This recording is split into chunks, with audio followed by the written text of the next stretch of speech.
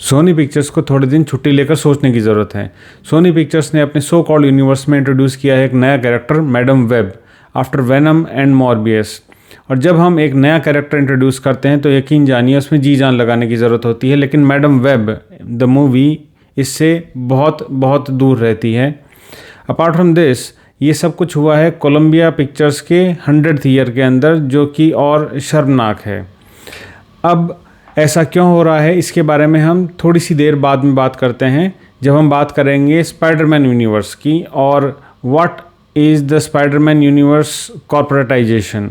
Apart from this, हम ये भी जानेंगे कि कॉर्पोरेटाइजेशन कैसे एक अच्छे कैरेक्टर को बहुत ही अंधकार में धकेल रहा है और स्पिन ऑफ्स बनाने की ज़रूरत पड़ रही है, क्योंकि जितने भी स्टूडियोज़ हैं, मार्वल्स, डिज्नी एंड व्हाट्सएवर, ये सब एक चीज़ में बिलीव नहीं करते, वो है अंत।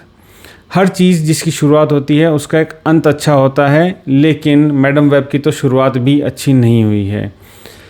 Dakota Johnson, Sydney Swinney, Isabella मर्स, सेलेस्टा ओकॉनर, इन्होंने इस फिल्म के अंदर मेन कास्ट प्ले किया है, लेकिन इनमें से कोई भी अपनी कैरेक्टर को निभाने के अंदर ध्यान नहीं देता है। प्रॉब्लम यह है कि ताहर रहीम को इन्होंने कास्ट तो किया है, लेकिन उनको यूटिलाइज बिल्कुल भी नहीं किया है, और कास्ट ने की है भाई साहब भर भर के ओवर एक्टिंग। क्यों भी ओवर एक्टिंग करता साला? ओवर एक्टिंग की औलाद, तेरे को बराबर होता नहीं क्या बोलने को? चले एक काम कर, 200 रुपए दे और 50 रुपए काट ओवर एक्टिंग के वजह। एस जे क्लार्कसन ने इस मूवी को भव्य बनाने की कोशिशें करी हैं और सारी ही कोशिशें नाकामयाब रही हैं। हालांकि 2003 का सेटबैक दिखाने की उनकी कोशिशें काफ़ी हद तक कामयाब रही हैं, लेकिन प्रॉब्लम ये आती है कि एस जे क्लार्कसन ने अभी भी इसको एक टेलीविज़न सीरियल की तरह ही बनाया है। एस जे क्लार्कसन की अगर आप हिस्ट्री देखो, उनका बायो देखोगे, तो आपको पता चलेगा कि एस जे क्लार्कसन ने इससे पहले टीवी सीरियल्स ही बनाए हैं, और वही चीज़ इस फिल्म के अंदर भी झलकती है। इस फिल्म का ट्रीटमेंट मोर ओवर एक सीरियल की तरह लगता है, और वह उतनी ही स्लो स्पीड के अंदर ये फिल्म आगे बढ़ती है, जिसकी वजह से दर्शक काफ़ी देर तक इस फिल्म के अंदर अपने आप को इंडल्ज महसूस नहीं करते हैं, और ये इस फिल्म की सबसे बड़ी नाकामयाबी है। फिल्म का सेटबैक जो 2003 का दिखाया गया है, जैसे कि gadgets, cars and even the city, वो काफ़ी हद तक सही बैठता है, बट सिर्फ इन्हीं चीज़ों से मूवी नहीं चलती है। आपको एक अच्छी स्टोरी और अच्छी स्क्रीन प्ले की ज़रूरत पड़ती है। कुछ एक सीन्स ऐसे हैं जिनको कि जस्टिफाई करना भी मुश्किल हो जाता है, और इसकी वजह से फिल्म और भी पैथेटिक होती जाती है, स्पेशली जब हम क्लाइमैक्स की तरफ बढ़ रहे होते हैं। कोई भी सीन ऐसा इंटेंसिव और नेल बाइटिंग नहीं लगता है, जो कि एक सुपर हीरो फिल्म की खासियत होती है कि कुछ सीन्स ऐसे आते हैं जो बहुत नेल बाइटिंग होते हैं। अपार्ट फ्रॉम दिस, फिल्म बहुत ही ज़्यादा प्रेडिक्टेबल है, इसलिए फिल्म के अंदर बच्चे भी बोर हो जाएंगे, क्योंकि वो भी एक्चुअली प्रेडिक्ट कर पा रहे थे कि अच्छा आगे होने क्या वाला है। मूवी का ख़राब होना कोई विशेष बात नहीं है, लेकिन जब स्टूडियो से लेके एक्टर्स तक सबको पता है कि ये मूवी वैसी नहीं है जैसे कि इसको होना चाहिए, तो जाकर चीज़ें और ख़राब होनी शुरू हो जाती हैं, और एडवर्टीज़मेंट के अंदर बहुत सारा पैसा बहा दिया जाता है। अब स्टूडियोज़ एडवर्टीज़मेंट में इतना पैसा क्यों बहाते हैं? क्योंकि भाई साहब वो बहुत ज़्यादा अमीर हैं। ये कर लो पहले। बड़े लोग हैं, पहले ऐसे करते होंगे।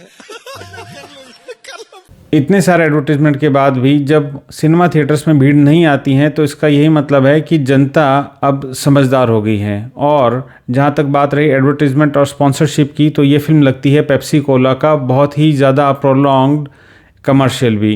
पेप्सी कोला को इस फिल्म में जितनी बार दिखाया गया है, उतनी बार तो शायद पेप्सी के ऐड में भी पेप्सी को नहीं दिखाया गया होगा। तो ऑल इन ऑल बात ये आती है कि Sony Pictures is not letting go the Spiderman from their studio.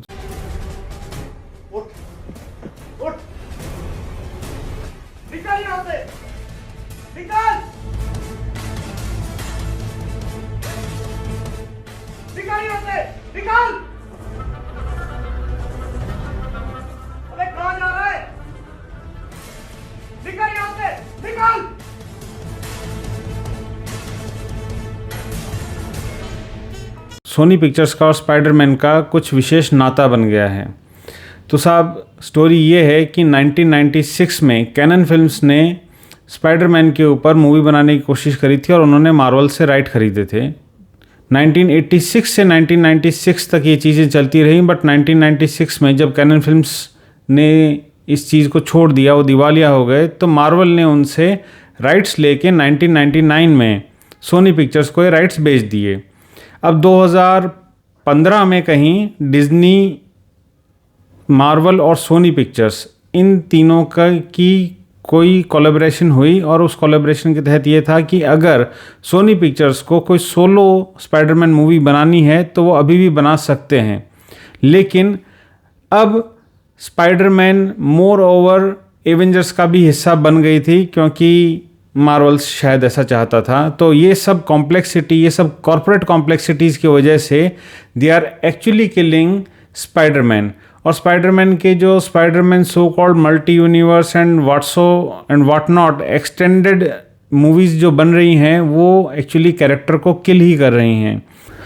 और अब स्पाइडरमैन का कमर्शलाइजेशन जैसा हो रहा है, तो बात यह है कि बैटमैन से इनको समझना चाहिए कि जिस चीज़ की स्टार्ट होती है उस चीज़ का एक एंड भी होता है। जैसे कि क्रिस्टोफर नोलन ने एक बैटमैन ट्रायोलॉजी बनाई और उसको जाने दिया, दिस इज़ इट। एक अच्छी चीज़ को रिटेन करना ज़्यादा ज़रूरी है बजाय इसके कि आप उसके स्पिन ऑफ और एक्सटेंडेड वर्जन्स बनाते रहें। तो ये फिल्म मैडम वेब अपनी अपेक्षाओं पे खरी नहीं उतरती है और इस फिल्म के अंदर ऐसा कुछ भी नहीं है जो आपको सीट से चिपका के रखेगा या आपको फिल्म के अंदर इंडल्ज रखेगा। तो ये फिल्म मैडम वेब आप चाहें तो OTT पे भी मिस कर सकते हैं। इस फिल्म को OTT पे मिस करने के बाद में आपको नहीं लगेगा कि आपने कुछ स्पेशल मिस किया है। So yes, this is our review of Madame Web. हम नहीं रिकमेंड करते कि इस फिल्म के लिए आप पैसा और टाइम बर्बाद करें। सो इस रिव्यू में इतना ही और आपसे अगले वीडियो में फिर मुलाकात होगी। बहुत बहुत धन्यवाद। जय श्री राम, जय हिंद।